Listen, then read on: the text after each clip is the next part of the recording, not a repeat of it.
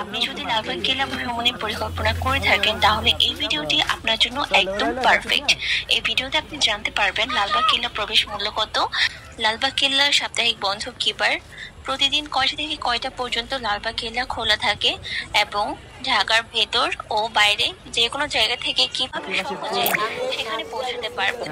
সময় নষ্ট না করে চলুন এক নজর জেনে নিই লালবাগ কেল্লায় ঘুরে দেখার প্রয়োজনীয় সব তথ্য। সাধারণ দর্শনার্থীদের জন্য লালবাগ কেল্লার প্রবেশ মূল্য জনপ্রতি 30 টাকা, মাধ্যমিক ও উচ্চ মাধ্যমিক স্তরের শিক্ষার্থীদের জন্য জনপ্রতি 10 টাকা।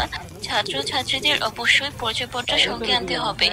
10 বছর নিচে শিশুদের জন্য টিকিটের প্রয়োজন নেই।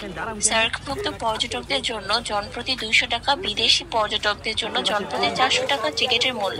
টিকিট কাউন্টার খোলা থাকবে সকাল 10টা থেকে বিকাল 4টা 45 পর্যন্ত। এই সময়ের মধ্যে আপনার টিকিট সংগ্রহ করতে পারবেন। এখন আমি